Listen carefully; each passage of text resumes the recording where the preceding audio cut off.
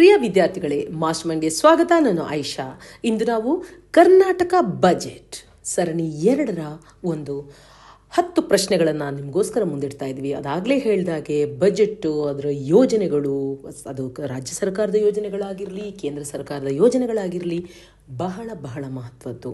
ಈ ಒಂದು ಸೆಕ್ಟರನ್ನು ಯಾರು ಯಾವತ್ತೂ ಗೌಣ ಮಾಡಿಕೊಡ್ತು. ಇದರ ಬಗ್ಗೆ ತುಂಬ ಕಾನ್ಸಂಟ್ರೇಟ್ ಮಾಡಬೇಕು. ಯಾವುದೇ ಯೋಜನೆಗಳು ಅದು ಯಾರನ್ನು ಉದ್ದೇಶಿಸಿದೆ, ಯಾವ ಸೆಕ್ಟರ್ಗೋಸ್ಕರ, ಎಷ್ಟು ಬಜೆಟ್ ಇಡಿಸಲಾಗಿದೆ, ಯಾವ ಯಾವ ಯೋಜನೆಗಳ ಜೊತೆ ಕನ್ವರ್ಜ್ ಆಗಿದೆ, ಅದರ ಅನುಷ್ಠಾನದ ಇಲಾಖೆ ಯಾವುದು, ಎಲ್ಲನೂ ತುಂಬ ಕ್ಲಿಯರಾಗಿ ಗೊತ್ತಿರಬೇಕು.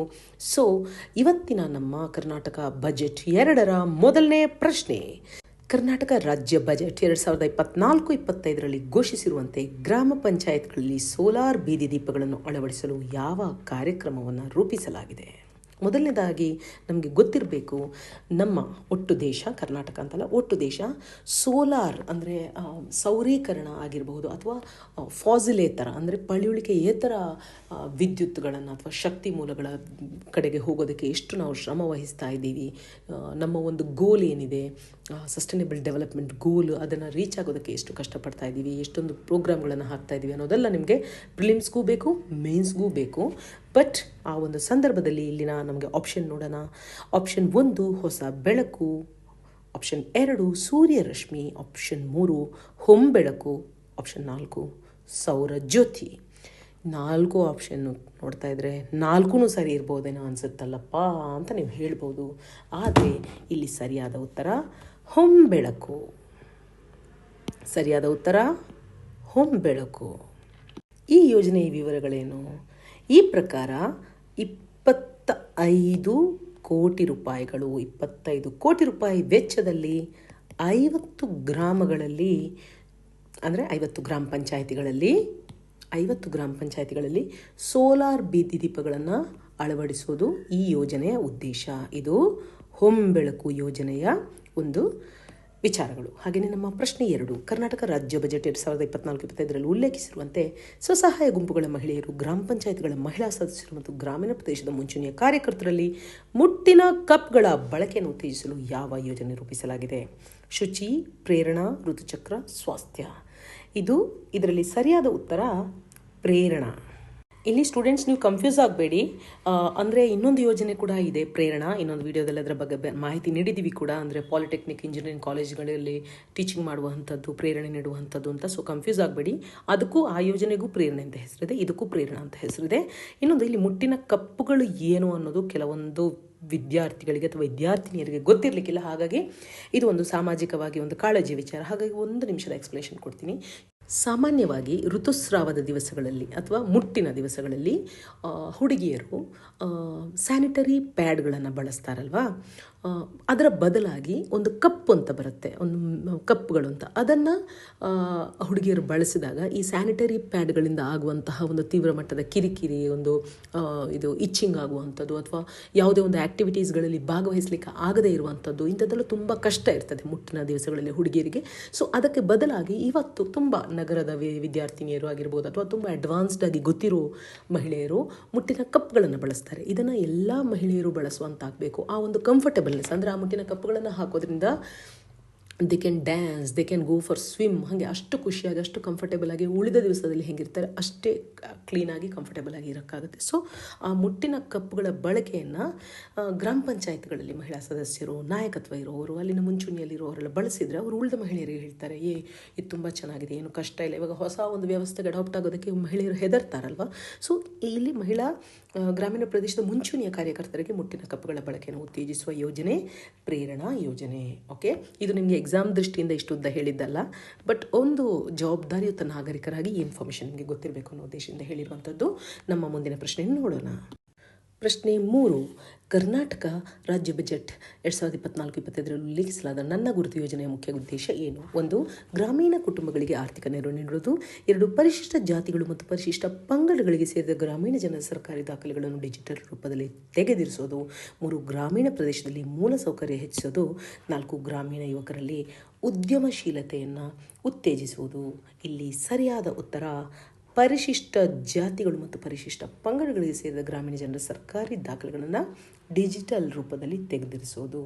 ಇದು ಎಲ್ಲಿ ಗೊತ್ತಾ, ಎಲ್ಲರಿಗೂ ಅಲ್ಲ, ಇದು ಉದ್ದೇಶಿಸಿರುವಂಥದ್ದು. ಅಂದರೆ ಪ್ರಿಲಿಮ್ಸ್ಗೆ ಕ್ವೆಶ್ಚನ್ ಬರುವಾಗ ನೀವು ನೋಡಿ, ಕಲ್ಯಾಣ ಕರ್ನಾಟಕ ರೀಜನಲ್ಲಿ ಮಾತ್ರ, ಕಲ್ಯಾಣ ಕರ್ನಾಟಕ ಪ್ರದೇಶದ 1000 ಗ್ರಾಮ ಪಂಚಾಯತ್ಗಳಲ್ಲಿ ಮತ್ತು ಸಮಾಜ ಕಲ್ಯಾಣ ಇಲಾಖೆಯ ಸಹಯೋಗದೊಂದಿಗೆ ಒಂಥರ ಡಿಜಿ ಲಾಕರ್ ಆ್ಯಪ್ ಅಂತ ಹೇಳ್ಬೋದು. ಡಿಜಿ ಲಾಕರ್ ಆ್ಯಪ್ ಅಂತ ಹೇಳ್ಬೋದು.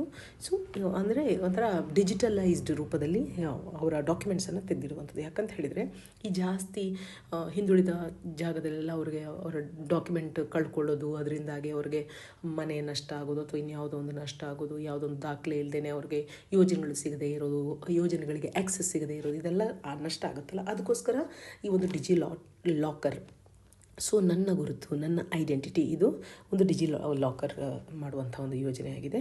ಸೊ ಇದು ಇನ್ನೊಂದು ಪರಿಶಿಷ್ಟ ಜಾತಿ ಮತ್ತು ಪರಿಶಿಷ್ಟ ಪಂಗಡಕ್ಕೆ ಸಂಬಂಧಿಸಿದ ಮಾತ್ರ, ಆಯಿತಾ, ಎಲ್ರಿಗೂ ಅಲ್ಲ. SC ಆ್ಯಂಡ್ ST ವರ್ಗಕ್ಕೆ ಸೇರಿದಂಥ ಒಂದು ಗ್ರಾಮೀಣ ಜನರಿಗೆ, SC ಆ್ಯಂಡ್ ST. ಸೊ ಇಷ್ಟು ಇನ್ಫಾರ್ಮೇಷನ್ ಗೊತ್ತಿರಲಿ. ಸೊ ನಮ್ಮ ಮುಂದಿನ ಪ್ರಶ್ನೆ, ಕರ್ನಾಟಕ ರಾಜ್ಯ ಬಜೆಟ್ 2024-25 ಪ್ರಕಾರ ಕನ್ನಡ ಕಸ್ತೂರಿ ತಂತ್ರಾಂಶವನ್ನು ಅಭಿವೃದ್ಧಿಪಡಿಸುವ ಪ್ರಾಥಮಿಕ ಉದ್ದೇಶ ಏನು? 1. ಕನ್ನಡೇತರರಿಗೆ ಕನ್ನಡ ಭಾಷೆ ಕಲಿಸೋದು. 2. ಕನ್ನಡ ಸಾಹಿತ್ಯವನ್ನು ಉತ್ತೇಜಿಸೋದು. 3. ಕನ್ನಡ ಟೈಪಿಂಗ್ಗೆ ಸಹಾಯ ಒದಗಿಸೋದು. 4. ಕನ್ನಡ ಭಾಷೆಗೆ ಅನುವಾದವನ್ನು ಸುಲಭಗೊಳಿಸೋದು. ವಿದ್ಯಾರ್ಥಿಗಳೇ, ನಿಮಗೆಲ್ಲರಿಗೂ ಗೊತ್ತಿರಬಹುದು, ಇವತ್ತಿನ ದಿವಸದಲ್ಲಿ ಕನ್ನಡನ ಹೆಂಗೆ ಕಗ್ಗೊಲೆ ಮಾಡ್ತಾ ಇದ್ದಾರೆ. ಅದರ ಅನುವಾದ ಅಂತ ಹೇಳಿದರೆ ಡೈರೆಕ್ಟ್, ಅದು ನಾನು ಏನು ಅದ್ರ ಬಗ್ಗೆ ಮಾತಾಡೋದಿಲ್ಲ, ನಿಮಗೆಲ್ಲರಿಗೂ ಗೊತ್ತಿದ್ದೇ ಇರ್ತದೆ. ಸೊ ಕನ್ನಡದ ಆ ಒಂದು ದೇಸಿಯಾದಂತಹ ಒಂದು ಸೊಗಡನ್ನು, ಅದರ ಕಂಪನ್ನು, ಅದರ ಇಂಪನ್ನು ವಿದ್ಯಾರ್ಥಿಗಳು ಪರಿಗಣಿಸದೇನೆ ಒಂಥರ ತೀರಾ ಮೆಕ್ಯಾನಿಕಲ್ ಆಗಿ, ಯಾಂತ್ರಿಕವಾಗಿ ಕನ್ನಡನ ಹೆಂಗೆಂಗೋ ಬಳಸ್ತಾ ಇದ್ದಾರೆ. ಕನ್ನಡ ಭಾಷೆಗೆ ಅನುವಾದ ಅಂತೂ ಇವತ್ತಿನ ದಿವಸದಲ್ಲಿ ಬಹಳ ದೊಡ್ಡ ಒಂದು ಸಮಸ್ಯೆಯಾಗಿ, ಜಾಗತಿಕ ಸಮಸ್ಯೆ ಅಂತ ಹೇಳ್ಬೋದು, ಅಲ್ಲಿ ನಮ್ಮ ರಾಜ್ಯದಂತೂ ಬಹಳ ದೊಡ್ಡ ಸಮಸ್ಯೆ. ಸೊ ಈ ಸಮಸ್ಯೆಗೆ ಪರಿಹಾರವಾಗಿ ತಂದಿರುವಂತಹ ಒಂದು ಯೋಜನೆ ಕನ್ನಡ ಭಾಷೆಗೆ ಅನುವಾದವನ್ನು ಸುಲಭಗೊಳಿಸೋದು. ಸೊ ಅದಕ್ಕೋಸ್ಕರ ಒಂದು ಹೊಸ ಸಾಫ್ಟ್ವೇರ್ ಕನ್ನಡ ಕಸ್ತೂರಿ ತಂತ್ರಾಂಶ ಅಂತ ಅಭಿವೃದ್ಧಿಪಡಿಸ್ತಾರೆ. ಯಾಕೆ? ಕನ್ನಡ ಭಾಷೆಗೆ ಅನುವಾದವನ್ನು ಸುಲಭಗೊಳಿಸೋಕ್ಕೆ. ಸೊ ನಮ್ಮ ಮುಂದಿನ ಪ್ರಶ್ನೆ ನೋಡೋಣ. 5. ಗಣಕೀಕೃತ ಭೂ ದಾಖಲೆಗಳನ್ನು ನಾಗರಿಕರಿಗೆ ಒದಗಿಸಲು ಕರ್ನಾಟಕ ರಾಜ್ಯ ಬಜೆಟ್ 2024-25ರಲ್ಲಿ ಪರಿಚಯಿಸಲಾದ ಯೋಜನೆಯ ಹೆಸರು ಏನು? ಉತ್ತರ ಭೂ ಸುರಕ್ಷಾ. ಇಲ್ಲಿ ಆಪ್ಷನ್ ಇದೆ ನಿಮಗೆ ನೋಡಿ, ಭೂಮಿ ಸುಧಾ, ಭೂ ಸೌರಭ, ಡಿಜಿಟಲ್ ಭೂಮಿ ಮತ್ತು ಭೂ ಸುರಕ್ಷಾ. ಇದರ ಸರಿಯಾದ ಉತ್ತರ ಭೂ ಸುರಕ್ಷಾ. ಈ ಪ್ರಕಾರ ಕಂದಾಯ ಇಲಾಖೆಯ ಭೂಮಿ ಸರ್ವೆ ಆಗಿರ್ಬೋದು, ನೋಂದಣಿ ದಾಖಲೆಗಳಾಗಿರ್ಬೋದು, ಇದೆಲ್ಲವನ್ನು ಸ್ಕ್ಯಾನ್ ಮಾಡುವ ಮೂಲಕ ನಾಗರಿಕರಿಗೆ ಒಂದು ಗಣಕೀಕೃತ ದಾಖಲೆಯನ್ನು ಆನ್ಲೈನ್ನಲ್ಲಿ ಒದಗಿಸಲಿಕ್ಕೆ ತಂದಂತಹ ಒಂದು ಯೋಜನೆ ಭೂ ಸುರಕ್ಷಾ ಯೋಜನೆ. ಇದನ್ನು ಫಸ್ಟ್ ಒಂದು ಪೈಲಟ್ ಪ್ರಾಜೆಕ್ಟ್ ಆಗಿ ತರ್ತಾರೆ, ಆಮೇಲೆ ಅದನ್ನು ಕಂಪ್ಲೀಟ್ ಆಗಿ ಮಾಡ್ಕೊಳ್ತಾರೆ. ಸೊ ಈ ಮೂಲಕ ನಾವೇನು ಮಾಡ್ಬೋದು, ಹಳೆಯ ದಾಖಲೆಗಳನ್ನು ಗಣಕೀಕರಿಸ್ಬೋದು, ಅಂದರೆ ಕಂಪ್ಯೂಟರೈಸ್ ಮಾಡ್ಬೋದು. ಬೇಕಾದಾಗ ನಾವು ಅದನ್ನು ತೆಗೆದುಕೊಳ್ಬೋದು. ಮತ್ತು ಅದಕ್ಕೆ ಸಂಬಂಧಪಟ್ಟ ಹಾಗೆ ಇವಾಗ ಡಾಕ್ಯುಮೆಂಟ್ ಇಲ್ಲದೆ ಅಲ್ವಾ, ಹಳ್ಳಿ ಜನರು ಎಲ್ಲ ಕಂಗಾಲಾಗಿ ಹೈರಾಣಾಗಿ ಹೋಗೋದು, ಡಾಕ್ಯುಮೆಂಟ್ಗಳ ಅವರಿಗೆ ಕಷ್ಟ ಆಗೋದು. ಸೊ ಹಾಗಾಗಿ ಅದೆಲ್ಲವನ್ನು ಒಂದು ಡಿಜಿಟಲೈಸ್ ರೂಪದಲ್ಲಿ ಮಾಡ್ಬೋದು ಮತ್ತು ಶಾಶ್ವತವಾಗಿ ಆ ದಾಖಲೆಗಳು ಉಳಿಯುವ ಹಾಗೂ ನೋಡ್ಕೋಬೋದು ಅಂತ ಈ ಒಂದು ಉದ್ದೇಶ ಇರುವಂಥದ್ದು ಭೂ ಸುರಕ್ಷಾ. ಓಕೆ, ನಮ್ಮ ನೆಕ್ಸ್ಟ್ ಪ್ರಶ್ನೆ, ಕರ್ನಾಟಕ ರಾಜ್ಯ ಬಜೆಟ್ 2024-25 ಪ್ರಕಾರ ಕಾರೇಜ್ ಜಲ ಸಂಗ್ರಹಣಾ ವ್ಯವಸ್ಥೆಯ ಪುನರುಜ್ಜೀವನದಿಂದ ಈ ಕೆಳಗಿನ ಯಾವ ಜಿಲ್ಲೆಗಳು ಪ್ರಯೋಜನ ಪಡೆಯುತ್ತವೆ? ಇಲ್ಲಿ ಆಪ್ಷನ್ ಇದೆ, ಬೀದರ್ ಮತ್ತು ಬೆಳಗಾವಿ, ಬೀದರ್ ಮತ್ತು ಬಾಗಲಕೋಟ್, ಬೀದರ್ ಮತ್ತು ವಿಜಯಪುರ, ಬೀದರ್ ಮತ್ತು ಕಲಬುರಗಿ. ಸರಿಯಾದ ಉತ್ತರ ಬೀದರ್ ಮತ್ತು ವಿಜಯಪುರ. ಸರಿಯಾದ ಉತ್ತರ ಬೀದರ್ ಮತ್ತು ವಿಜಯಪುರ. ಓಕೆ, ಇದೇನು ಗೊತ್ತಾ, ಕರೇಜ್ ಅಂತ ಏನು ಹೇಳ್ತದ್ದು, ಈ ಬೀದರ್ ಮತ್ತು ವಿಜಯಪುರ ಜಿಲ್ಲೆಗಳಲ್ಲಿ ಬಹಳ ಒಂದು ಪ್ರಸಿದ್ಧವಾದಂಥ ಒಂದು ಪ್ರಾಚೀನ ಮಾದರಿ ಒಂದು ನೀರು ಸರಬರಾಜು ವ್ಯವಸ್ಥೆ ಅಂತ ಹೇಳ್ಬೋದು. ಇದನ್ನು ಒಟ್ಟು 15 ಕೋಟಿ ರೂಪಾಯಿಗಳ ಒಂದು ಅನುದಾನ ಇಟ್ಕೊಂಡು, 15 ಕೋಟಿ ರೂಪಾಯಿ ಅನುದಾನ ಇಟ್ಕೊಂಡು ಅದನ್ನೇನು ಮಾಡೋದು ಗೊತ್ತಾ, ಮತ್ತೆ ಅದನ್ನು ಒಂದು ಜಲ ಸಂಗ್ರಹಣಾ ವ್ಯವಸ್ಥೆಯನ್ನು ಪುನರ್ ನವೀಕರಣ ಮಾಡೋದು. ಮತ್ತೆ ಇವಾಗ ನೋಡಿ, ಬರಗಾಲ ಬಂದು ಎಷ್ಟು ಜನ ಎಲ್ಲ ಕಷ್ಟಪಡ್ತಾ ಇದ್ದಾರೆ. ಸೊ ಅದೇ ಈ ಬರಗಾಲದ ಟೈಮ್ನಲ್ಲಿ ನಾವು ಕಂಪ್ಲೀಟಾಗಿ ನೀರಾವರಿಗೆ ನಾವು ಅವಲಂಬನೆ ಆಗದೇನೆ ನಮ್ಮ ಸಾಂಪ್ರದಾಯಿಕ ಪದ್ಧತಿಯ ಒಂದು ಜಲ ಸಂಗ್ರಹಣಾ ವ್ಯವಸ್ಥೆ ಇದ್ದಿದ್ರೆ ಇವತ್ತು ನಾವು ಒಂದು ವಿಕೇಂದ್ರೀಕೃತವಾಗಿ, ಅಂದರೆ ಹಳ್ಳಿಗಳಲ್ಲಿ ಇಷ್ಟೆಲ್ಲ ಕಷ್ಟಪಟ್ಕೊಂಡು ಸರ್ಕಾರದ ಮುಖ ನೋಡಬೇಕಾಗಿತ್ತಾ? ಇಲ್ಲ ಅಲ್ವಾ? ಸೊ ಹಾಗಾಗಿ ನಮ್ಮ ಜಿಲ್ಲೆಗಳಲ್ಲಿ, ತಾಲೂಕುಗಳಲ್ಲಿ ಇರುವಂತಹ ಪಾರಂಪರಿಕವಾದ ಜಲ ಸಂಗ್ರಹಣಾ ವ್ಯವಸ್ಥೆಯನ್ನು ಕಾಪಿಟ್ಟುಕೊಳ್ಳೋದು ಬಹಳ ಬಹಳ ಮುಖ್ಯ. ಸೊ ಅಂಥದ್ದೇ ಒಂದು ಆ ವ್ಯವಸ್ಥೆ ಹೆಸರು ಕರೇಜ್ ಅಂತ. ಸೊ ಅದು ನಡೀತಾ ಇರುವಂಥದ್ದು ಬೀದರ್ ಮತ್ತು ವಿಜಯಪುರದಲ್ಲಿ. ಓಕೆ, ಸೊ ನಮ್ಮ ಮುಂದಿನ ಪ್ರಶ್ನೆಗೆ ಹೋಗೋಣ. ಪ್ರಶ್ನೆ 7. ಕರ್ನಾಟಕ ರಾಜ್ಯ ಬಜೆಟ್ 2024-25 ಪ್ರಕಾರ ಜ್ಞಾನ, ಆರೋಗ್ಯ ರಕ್ಷಣೆ, ನಾವೀನ್ಯತೆ ಮತ್ತು ಸಂಶೋಧನಾ ನಗರವನ್ನು ಎಲ್ಲಿ ಸ್ಥಾಪಿಸಲಾಗುವುದು? ಇಲ್ಲಿ ಮೈಸೂರು, ಮಂಗಳೂರು, ಹುಬ್ಬಳ್ಳಿ ಮತ್ತು ಬೆಂಗಳೂರಿನ ಬಳಿ ಅಂತ ಆಪ್ಷನ್ ಕೊಟ್ಟಿದ್ದೀವಿ. ಸರಿಯಾದ ಉತ್ತರ ಬೆಂಗಳೂರಿನ ಬಳಿ. ಓಕೆ, ಅಂದರೆ ಇಲ್ಲಿ ಮೈಸೂರು ಬಳಿನ, ಮಂಗಳೂರು ಬಳಿನ, ಹುಬ್ಬಳ್ಳಿ ಬಳಿನ ಅಥವಾ ಬೆಂಗಳೂರು ಬಳಿನ ಅಂತ ಪ್ರಶ್ನೆ. ಸೊ ಹಾಗಾಗಿ ಬೆಂಗಳೂರು ಬಳಿ ಅಂತ ಹೇಳ್ಬೋದು. ಇದು 2000 ಎಕರೆ ಪ್ರದೇಶದಲ್ಲಿ 2000 ಎಕರೆ ಪ್ರದೇಶದಲ್ಲಿ ಈ ಒಂದು ಜ್ಞಾನ, ಆರೋಗ್ಯ ರಕ್ಷಣೆ ಮತ್ತು ನಾವೀನ್ಯತೆಯ ಸಂಶೋಧನಾ ನಗರ ಅಂತ ಸ್ಥಾಪಿಸೋದು. ಈ ನಗರ ಒಟ್ಟು 40,000 ಕೋಟಿ ರೂಪಾಯಿಗಳನ್ನು ಹೂಡಿಕೆಯಾಗಿ ಆಕರ್ಷಿಸಿದೆ ಮತ್ತು ಸುಮಾರು 80,000 ಜನರಿಗೆ ಉದ್ಯೋಗವನ್ನು ನೀಡುವುದಾಗಿ ಅಂದಾಜಿಸಲಾಗಿದೆ. ಓಕೆ, ಇದು ಡೆಫಿನೆಟ್ಲಿ ಅಂದಾಜು ಮಾಡಬಹುದು ಬೆಂಗಳೂರಿನ ಬಳಿ ಅಂತ, ಆದರೆ ಹಾಗೆ ನೇರವಾಗಿ ಅಂದಾಜು ಮಾಡಲಿಕ್ಕಾಗೋದಿಲ್ಲ. ಯಾಕೆ ಮೈಸೂರಿನ ಬಳಿ ಆಗಿರ್ಬೋದು, ಯಾಕೆ ಮಂಗಳೂರು ಬಂದರು ನಗರಿ, ಏರ್ಪೋರ್ಟ್ ಇದೆ, ಜಲ ಸಾರಿಗೆ ಇದೆ, ಎಲ್ಲ ಇದೆ. ಹುಬ್ಬಳ್ಳಿಯಲ್ಲಿ ಯಾಕೆ ಆಗಬಾರ್ದು? ಹುಬ್ಬಳ್ಳಿ ಕೂಡ ತುಂಬ ಎಮರ್ಜಿಂಗ್ ಸಿಟಿ ಅಲ್ಲ. ಸೊ ಇದು ನಮ್ಮ ಕರಾರುವಕ್ಕಾಗಿ ಗೊತ್ತಿರಬೇಕು. ಅಂದಾಜಿನ ಮೇಲೆ ಗುಂಡು ಹೊಡೆಯೋಕ್ಕಾಗಲ್ಲ. ಬೆಂಗಳೂರಿನ ಬಳಿ ಇದು ನಡೀತಾ ಇರೋದು. ಪ್ರಶ್ನೆ 8. ಕರ್ನಾಟಕ ರಾಜ್ಯ ಬಜೆಟ್ 2024-25 ಪರಿಚಯಿಸಲಾದ ಉದ್ಯಮಶೀಲತಾ ಕಾರ್ಯಕ್ರಮದ ಹೆಸರೇನು?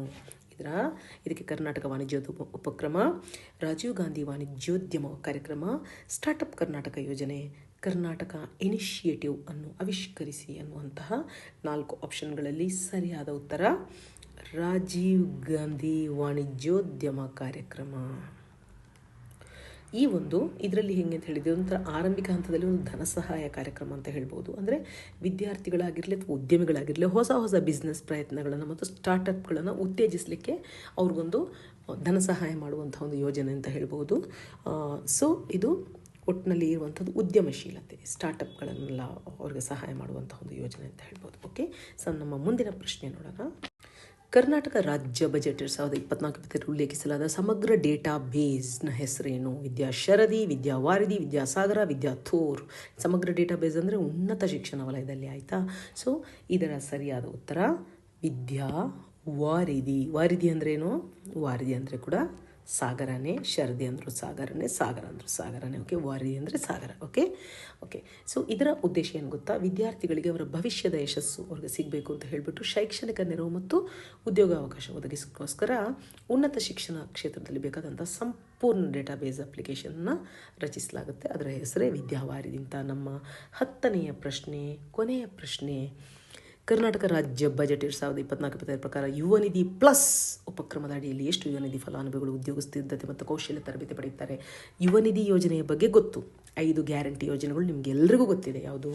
ಶಕ್ತಿ ಯೋಜನೆ ಗೊತ್ತು, ಗೃಹ ಜ್ಯೋತಿ ಗೊತ್ತು, ಗೃಹಲಕ್ಷ್ಮಿ ಗೊತ್ತು, ಅನ್ನಭಾಗ್ಯ ಯೋಜನೆ ಗೊತ್ತು, ಹಾಗೆಯೇ ಯುವ ನಿಧಿ ಕೂಡ ಗೊತ್ತಲ್ವಾ? ಇದು ಯುವ ನಿಧಿ ಅಲ್ಲ, ಯುವ ನಿಧಿ ಪ್ಲಸ್ ಉಪಕ್ರಮದ ಅಡಿಯಲ್ಲಿ ಈ ಯುವ ನಿಧಿ ಫಲಾನುಭವಿಗಳು ಅಂತ ಹೇಳೋದು. ಇದು ಯುವ ನಿಧಿ ಅಲ್ಲ, ಯುವ ನಿಧಿ ಪ್ಲಸ್. ಸೊ ಇದರಲ್ಲಿ ಎಷ್ಟು ಫಲಾನುಭವಿಗಳಿಗೆ ಒಂದು ಅದರ ಬೆನಿಫಿಟ್ ಸಿಗ್ಬೋದು ಅಂತ ಅನ್ನೋದಾದರೆ 25,000 ಸ್ಟೂಡೆಂಟ್ಸ್ಗಳಿಗೆ ಉದ್ಯೋಗ ಸಿದ್ಧತೆ ಮತ್ತು ಕೌಶಲ್ಯ ತರಬೇತಿ. ಅಂದರೆ ಇವಾಗ ಏನಾಗುತ್ತೆ ಗೊತ್ತಾ, ಏನೇನೆಲ್ಲ ಕಲಿತಾರೆ, ಆದರೆ ಉದ್ಯೋಗ ಸೆಕ್ಟರ್ಗೆ ಇವ್ರನ್ನ ನಾವು ಕೊಡುವಾಗ, ಈ ವಿದ್ಯಾರ್ಥಿಗಳನ್ನು ಕೊಡುವಾಗ ಇವ್ರಿಗೂ ತಾಳಮೇಳ ಹೊಂದಾಣಿಕೆ ಆಗೋದಿಲ್ಲ. ಅವ್ರಿಗೆ ಬೇಕಾಗಿರೋ ರಿಕ್ವೈರ್ಮೆಂಟೇ ಬೇರೆ, ಇವ್ರು ಕಲಿತು ಬಂದಿರೋದೇ ಬೇರೆ. ಅಲ್ಲೊಂದು ಕನೆಕ್ಟಿವಿಟಿ ಇರೋದಿಲ್ಲ.